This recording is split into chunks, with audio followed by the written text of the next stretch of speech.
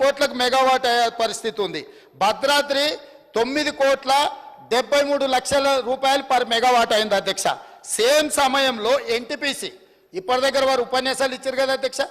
తెలంగాణ పునర్విభజన చట్టంలో ఆనాడు మన్మోహన్ సింగ్ గారు తెలంగాణ విద్యుత్ సమస్యలను పరిష్కరించడానికి, తెలంగాణకు శాశ్వతంగా విద్యుత్తును ఇవ్వడానికి ఎన్టీపీసీ ద్వారా ఆంధ్రప్రదేశ్ పునర్విభజన చట్టం 2014లో 4,000 మెగావాట్ల పవర్ ప్రాజెక్ట్స్ తెలంగాణలో నిర్మించి అందులో ఉత్పత్తిలో 85% తెలంగాణ రాష్ట్రానికి ఇవ్వాలని చట్టంలో పెట్టి పొందుపరిస్తే వీళ్ళు 1,600 మెగావాట్లకు మాత్రమే ఎన్టీపీసీకి పవర్ ప్రాజెక్టు నిర్మాణానికి ఆనాటి ప్రభుత్వం అనుమతి ఇచ్చింది అధ్యక్ష, 4,000కి ఇవ్వకుండా. దాంతో 1,600 మెగావాట్ల పవర్ ప్రాజెక్టు 2016లో వాళ్ళు మొదలుపెట్టి 2024 ఫిబ్రవరిలో పూర్తి చేశారు. వాళ్ళకు పర్ మెగావాట్ ఎంత కష్టపడ్డది అధ్యక్ష అంటే 7,38,00,000. సేమ్ వీళ్ళ తర్వాత సంవత్సరం తర్వాత మొదలుపెట్టిన ఎన్టీపీసీకి పర్ మెగావాట్ విద్యుత్ ఉత్పత్తికి 7,38,00,000 అయితే వీళ్ళు ఉత్పత్తి చేసిన భద్రాద్రి 9,73,00,000 అయింది అధ్యక్ష పర్ మెగావాట్. యాదాద్రి ఇప్పటి వరకు 8,64,00,000 పర్ మెగావాట్ ఖర్చు పెట్టిన అధ్యక్ష. పూర్తి అయ్యే వరకు 10 కోట్ల రూపాయలు అవుతుంది. ఇప్పుడు తమరి ద్వారా నేను అడుగుతున్నా అధ్యక్ష, ఎన్టీపీసీకి పర్ మెగావాట్ సూపర్ క్రిటికల్, ఇది సబ్ క్రిటికల్ కాదు, ఇది అడ్వాన్స్డ్ టెక్నాలజీ 7,38,00,000కు పర్ మెగావాట్ ఉత్పత్తి అయితే సబ్ క్రిటికల్ టెక్నాలజీ 9,73,00,000 రూపాయలు ఎట్లయితుంది అధ్యక్ష? ఎక్కడికి పోయింది అధ్యక్ష ఈ సొమ్ము? పర్ మెగావాట్ 2 కోట్ల పైగా అంటే 1,080 మెగావాట్ల విద్యుత్ అంటే 2.5 కోట్లు పర్ మెగావాట్కు అంచనాలు పెరిగినాయంటే దాదాపుగా 2,500 కోట్ల రూపాయలు భద్రాద్రి పవర్ ప్రాజెక్టులో మింగిందెవరో లెక్క తేలడం కోసమే ఈరోజు విద్యుత్తు మీద కమిషన్ వేసినాం అధ్యక్ష. ఇక్కడ దాదాపుగా 10 కోట్లు అంటే దాదాపుగా 2.5 కోట్లు ఇంటూ 4,000 మెగావాట్లు దాదాపుగా 10,000 కోట్ల రూపాయలు యాదాద్రిలో అంచనాలు పెంచడము. ఈ 10,000 కోట్లు ఎవరు దిగమింగినరో లెక్క చెప్పడానికే ఈరోజు ఈ దేశం అధ్యక్ష. 3 తెలంగాణనే. ఇక మూడవది కిషన్ రెడ్డి గారు మమ్మల్ని అడిగినరు. బా ఎంత దోస్తులు అయిపోయారు అధ్యక్ష, కిషన్ రెడ్డి, జగదీశ్వర్ రెడ్డి, కేటీఆర్ వీళ్ళందరూ చుట్టాలైపోయినారు అధ్యక్ష. ఢిల్లీకి చీకట్ల పోయి బామార్దులు పోయి ఢిల్లీలో చీకట్ల బిగ్గర కాళ్ళు పట్టుకోగానే వీళ్ళంతా చుట్టపోళ్ళు అయ్యారు అధ్యక్ష. నేను వీళ్ళు ఎన్టీపీసీకి వీళ్ళు 4,000 మెగావాట్లకు కాంగ్రెస్ అనుమతి ఇస్తే 1,600 మెగావాట్లు మాత్రమే ఉత్పత్తి చేయడానికి అనుమతి ఇచ్చి 2,400 మెగావాట్లు ఉత్పత్తి చేయడానికి ఎన్టీపీసీకి 10 సంవత్సరాలు వీళ్ళు అనుమతి ఇయ్యలే. వాళ్ళు అక్కడ ఉత్పత్తి చేస్తే వీళ్ళు కాంట్రాక్టర్లకు ఇచ్చుకోవడానికి బిహెచ్ఎల్ పేరు మీద G2G ఇచ్చి వాళ్ళ సొంత కాంట్రాక్టర్లకు బినామీలకు ఇచ్చి దోసుకోవడానికి అవకాశం ఉండదని ఎన్టీపీసీని నియంత్రించి ఇవ్వకపోతే మా ఉప ముఖ్యమంత్రి గారు బాధ్యత తీసుకున్న తర్వాత ఎన్టీపీసీని పిలిపించి 2,400 మెగావాట్ల విద్యుత్ ప్రాజెక్టులను ప్రారంభించండి, మీకు భూమి కేటాయించడం, మీకు నీళ్లు కేటాయించడం, మీకు సింగరేణి నుంచి బొగ్గు కూడా మేము ఇస్తామని చెప్పి అగ్రిమెంట్ చేసి దాన్ని ముందుకు తీసుకెళ్ళింది ఉప ముఖ్యమంత్రి గారు అధ్యక్ష. వాళ్ళు కాదు, ఎన్టీపీసీని కూడా దోకా చేసి తెలంగాణ నిండా ముంచి కమిషన్ల కక్కుర్తిపడి ముంచుతుంటే ఎన్టీపీసీకి అనుమతి ఇచ్చింది కాంగ్రెస్ పార్టీ. రికార్డులున్నాయి, మీరు రికార్డులు తీసి సభలో పెడతాం అధ్యక్ష. ఇవాళ పవర్ పర్చేజ్ వాళ్ళు ఫస్ట్ ప్రిఫరెన్స్ ఎన్టీపీసీ ఏది ఉత్పత్తి చేసినా ఇక్కడ ఉండే స్టేట్కు 85% ఇవ్వాలి. ఆ 85% మీరు ఒప్పందం చేసుకుంటారని మా దగ్గరికి వాళ్ళు వచ్చారు, తెలంగాణ రాష్ట్ర ప్రభుత్వం దగ్గరికి, విద్యుత్ శాఖ దగ్గరికి. మేము అంచనాలు వేసినాం. ఇవాళ మార్కెట్లో ₹5.30 మాకు విద్యుత్ ఒప్పందాలు జరుగుతున్నాయి, విద్యుత్ దొరుకుతుంది అధ్యక్ష. వాళ్ళు ఈరోజు పని ప్రారంభిస్తే ఒక 4 నుంచి 5 సంవత్సరాలు పడతాయి అధ్యక్ష వాళ్ళ ప్రాజెక్టు పూర్తి కావడానికి. ఆ రోజుకు ఈ ప్రొడక్షన్ కాస్ట్ మొత్తం లెక్కేస్తే 8 నుంచి 9 రూపాయలు పర్ యూనిట్ ఈరోజు ఒప్పందం చేస్తే పడుతుంది. ఈరోజు అంత అత్యధికంగా ధర పెట్టి విద్యుత్ ఒప్పందం చేస్తే సంస్థకు లాభం జరుగుతుందా, నష్టం జరుగుతుందా? మేము అంచనాలు వేసుకొని మీ దగ్గరకు వస్తాము. ఒకవేళ ఎన్టీపీసీతో మనం ఒప్పందం చేసుకోకపోతే ఎన్టీపీసీ బాహ్య ప్రపంచంలో ఎవరికైనా ఉత్పత్తి చేసింది అమ్ముకోవచ్చు అధ్యక్ష. ఆ రోజు తెలంగాణ విద్యుత్ సంస్థలు కూడా వాళ్ళతోని ఆ రోజున్న మార్కెట్ రేట్ ప్రకారం మనం కొనుగోలు చేయొచ్చు అధ్యక్ష. ఈ రోజు మనము ఎన్టీపీసీతో ఒప్పందం చేస్తే 85% ఖచ్చితంగా మనం కొనుగోలు చేయాల్సిందే. ఆ రోజు capital investment and production cost రెండు కలిపితే ఏ ధర పడుతుందో ప్లస్ ప్రాఫిట్. విద్యుత్తు కొనుగోలు ఏ విధంగా డిసైడ్ అవుతుంది అధ్యక్ష?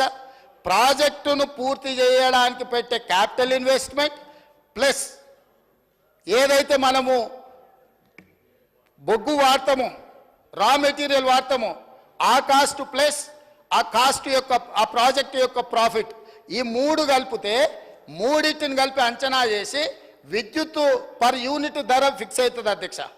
ఇప్పుడున్న అంచనాల ప్రకారం మా అధికారులతో నిపుణులతో మాట్లాడితే ఇప్పుడు ఎన్టీపీసీ కట్టబోయే 2400 మెగావాట్లతో ఈ రోజే మనం ఒప్పందం చేసుకుంటే ఉత్పత్తి సమయానికి మనం 9 రూపాయలు పర్ యూనిట్ చెల్లించాల్సి వస్తుంది.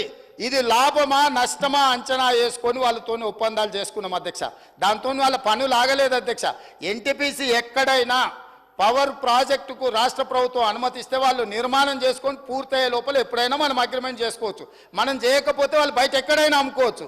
ఎందుకింత దుఃఖం వస్తుంది అధ్యక్ష? కిషన్ రెడ్డి గారు చెప్పిండంట, కిషన్ రెడ్డి గారు దుఃఖంలో వీరు భాగస్వాములు అయిందంట, ఈయన ఓదార్చిండంట, ఆయన ఓదార్చిండంట. ఇదా అధ్యక్ష వీళ్ళు మాట్లాడేది? వాళ్ళ బీఆర్ఎస్ బీజేపీ చీకటి ఒప్పందం మీకు అర్థమైపోయింది కదా అధ్యక్ష.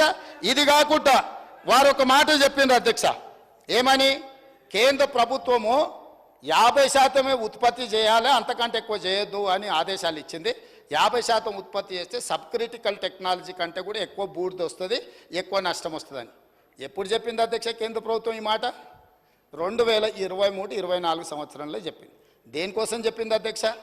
సోలార్ పవర్ ప్రాజెక్టు, అదేవిధంగా విండ్ పవర్, గ్రీన్ ఎనర్జీ అంత వచ్చింది, వాటి ఉత్పత్తి చాలా పెరిగింది కాబట్టి మీరు 50% గ్రీన్ ఎనర్జీ వాడుకోండి, మిగతా 50% బొగ్గు చేత ఉత్పత్తి అయ్యే విద్యుత్తును వాడండి అని సూచన చేసింది. It is not mandate. ఇదేమి మన మీద బలవంతంగా కేంద్ర ప్రభుత్వం రుద్దుతలేదు. కానీ వీళ్ళు సబ్ క్రిటికల్ టెక్నాలజీ ఎప్పుడు తీసుకున్నారు అధ్యక్ష? 2015లో ఇండియా బుల్స్ అనే గుజరాత్ కంపెనీతోని. వీళ్ళు ఎంత దివ్యజ్ఞానులు, కాలజ్ఞానులు. బ్రహ్మం గారు తెలుసు కదా అధ్యక్ష, కాలజ్ఞానం చెప్పిండు. వాళ్ళ ముతాతలు ఉన్నారు అధ్యక్ష. 2015లోనే కేంద్ర ప్రభుత్వం నరేంద్ర మోడీ 2023-24 నాడు 50% ఉత్పత్తి చేయండి అని చెప్తారని ఊహించి ఆ రోజు సబ్ క్రిటికల్ టెక్నాలజీ కొన్నామని మాజీ మంత్రి గారి సభను తప్పుదో పట్టిస్తుంది అధ్యక్ష. వీళ్ళు సబ్ క్రిటికల్ టెక్నాలజీ కొని ఇండియా బుల్స్ దగ్గర కమిషన్ కొట్టింది 2015లో. 50% ఉత్పత్తి బొగ్గుతోని వాడుండి అని చెప్పింది 2023-24లో అధ్యక్ష. అది కూడా సూచన మాత్రమే, ఇదేమి ఒత్తిడి లేదు, ఇదేమి నిబంధన లేదు. ఎందుకు చెప్పిండ్రు? కాలుష్యాన్ని తగ్గించడం కోసము. ఈరోజు సోలార్ ఇతర గ్రీన్ ఎనర్జీ వచ్చింది, అది వాడండి అని సూచన చెప్పారు. దాన్ని కూడా 2015 నాడు చేసిన తప్పులను కప్పిపుచ్చుకోవడానికి 2023-24 నాటి నరేంద్ర మోడీ గారి ప్రభుత్వం చేసిన సూచనను సభలో ప్రస్తావించి సభను తప్పుదోవ పట్టించి ఈరోజు తెలంగాణ ప్రజల్ని మభ్యపెట్టాలనే ప్రయత్నం చేస్తుండు. 4వది అధ్యక్ష, కడపలో రాయలసీమ థర్మల్ పవర్ ప్రాజెక్ట్, విజయవాడలో థర్మల్ పవర్ ప్రాజెక్ట్, ఇట్లాంటి ఉమ్మడి రాష్ట్రంలో సమైక్య పాలనలో సీమాంధ్ర ముఖ్యమంత్రులు చేసిండ్రు కాబట్టే తెలంగాణ రాష్ట్రం తెచ్చుకున్నాం అధ్యక్ష. ఆనాడు రాజశేఖర రెడ్డి గారు, చంద్రబాబు నాయుడు గారు ఇట్లాంటి నిర్ణయాలు చేసిండ్రు కాబట్టి తెలంగాణ వచ్చింది. ఆనాడు ఆ చంద్రబాబు నాయుడు గారితో మంత్రిగా అంటగాగి 16 జీవోనే వద్దు, అసలు మేధా సంపత్తి ఎక్కడున్నా వాడుకోవాలి అని చెప్పి మాట్లాడింది వాళ్ళ నాయకుడు కాదా? చంద్రబాబు నాయుడు పక్కలే చేరి చంద్రబాబు నాయుడుతో ఇవన్నీ చేయించింది వాళ్ళు కాదా? రాజశేఖర రెడ్డి గారు ప్రభుత్వంలో ఇప్పుడు లేచి ఎగురుతున్నాయన వార్డు మెంబర్ కాకపోయినా ఆ రాజశేఖర రెడ్డి గారే కదా మంత్రి చేసింది నిన్ను.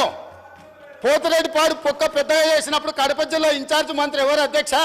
కీర్తిశేషులు నాయన నరసింహారెడ్డి టీఆర్ఎస్ మంత్రి కాదా? రాజశేఖర రెడ్డి గారు పంచన చేరింది మీరు, చంద్రబాబు నాయుడు గారు పంచన చేరింది మీరు. ఈ తప్పిదాలకు మమ్మల్ని కాదు మీరు బాధ్యులు. మేము ఆ ప్రభుత్వంలో ఉన్న మా నాయకులు కాంగ్రెస్, యూపీఏ కేంద్రంలో అధికారంలో ఉన్న, రాష్ట్రంలో అధికారంలో ఉన్న శాసనసభను, పార్లమెంటును స్తంభింపజేసి తెలంగాణ రాష్ట్రాన్ని సాధించిన పార్లమెంట్ సభ్యులు ఇక్కడ ఉన్నారు. ఇది మా నిబద్ధత. మీరు పదవుల కోసము పెదవులు మూసుకొని రాజశేఖర రెడ్డి మంత్రి పదవి ఇస్తే రాజశేఖర రెడ్డి దగ్గర ఊడిగం చేసింది మీరు. చంద్రబాబు నాయుడు గారు మంత్రి పదవులు ఇస్తే చంద్రబాబు నాయుడు గారి దగ్గర ఊడిగం చేసింది మీరా మాకొచ్చి మా చిత్తశుద్ధిని ప్రశ్నించేది? తెలంగాణ బిల్లు వచ్చినప్పుడు ఆ ముందలి సీట్లో చంద్రబాబు నాయుడు గారు కూర్చున్నప్పుడు ఇప్పుడు ఆ మాగంటి గోపి కూర్చున్న అక్కడనే నిలబడ్డ అధ్యక్ష నేను 53 నిమిషాలు తెలంగాణ రాష్ట్రం ఎందుకు కావాలి, సమైక్య రాష్ట్రంలో ఉమ్మడి పరిపాలనలో జరిగిన అన్యాయం మీద నిటారుగా నిలబడి అక్కడి నుంచి నేను మాట్లాడిన అధ్యక్ష. పునర్విభజన చట్టం వచ్చినప్పుడు ఆయనగా పక్కలో కూర్చుని ఆయన ఏడున్నాడు ఆయన మాట్లాడింది కదా, తీయండి ఏం మాట్లాడిండు, నేను మాట్లాడింది తీయండి అధ్యక్ష. తెలుగుదేశంలో ఉన్న నేను తెలంగాణకు జరిగిన అన్యాయం మీద, ఎడారిగా మారి వలసలు పోతున్న పాలమూరు కష్టాల మీద, తట్ట పని పార పని మట్టి పని మీద నేను మాట్లాడిన అధ్యక్ష. వీళ్ళు మాట్లాడలే.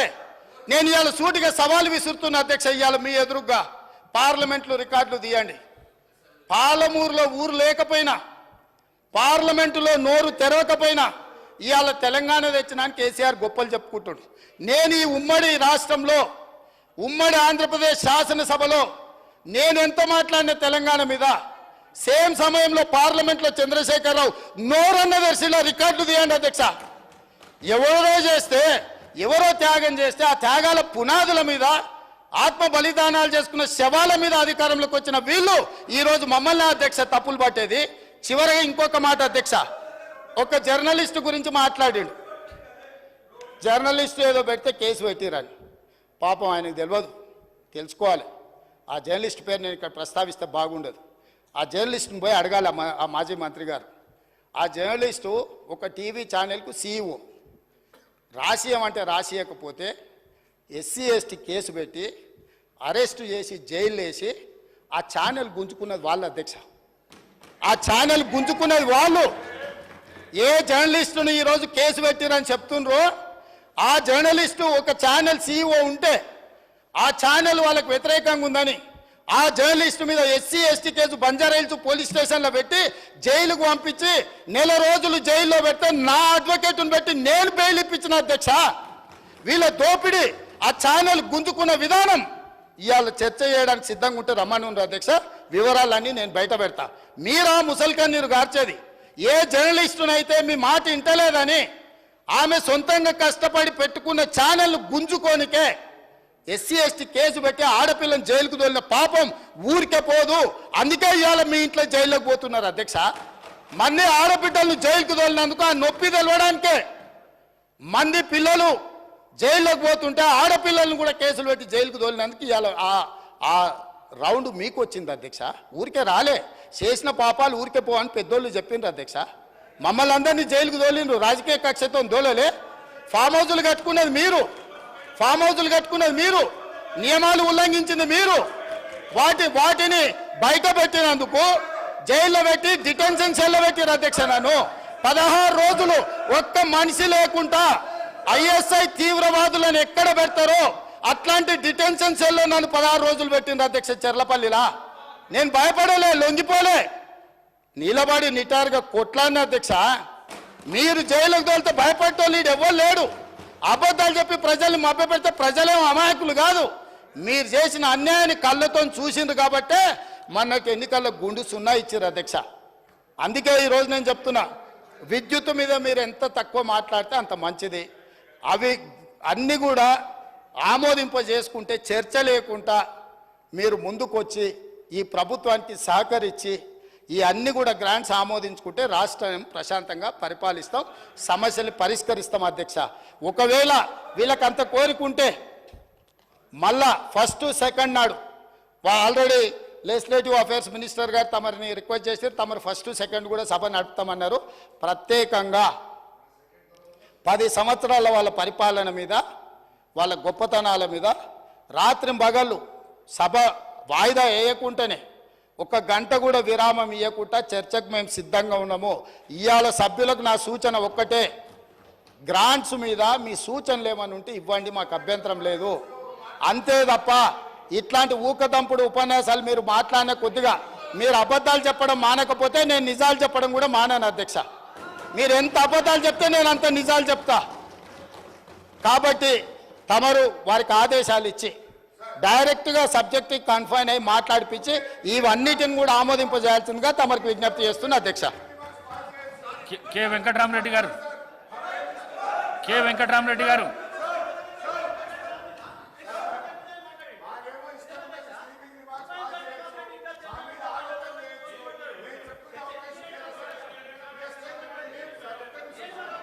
డిమాండ్స్ తర్వాత మీకు అవకాశం ఇస్తా. డిమాండ్స్ తర్వాత ఇస్తా. డిమాండ్స్ తర్వాత ఇస్తా. మీ పేరు ఎక్కడ కూడా సభానాయకుడు మీ పేరు ఎక్కడ కూడా యూజ్ చేయలేదు. డిమాండ్స్ తర్వాత నేను ఇస్తా. వెంకటరామరెడ్డి గారు, వెంకటరామరెడ్డి గారు. సభాధ్యక్షులకు నమస్కారం.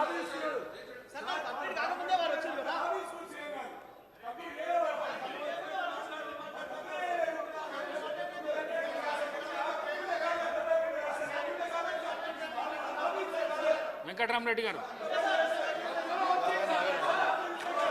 గౌరవ సభాధ్యక్షులు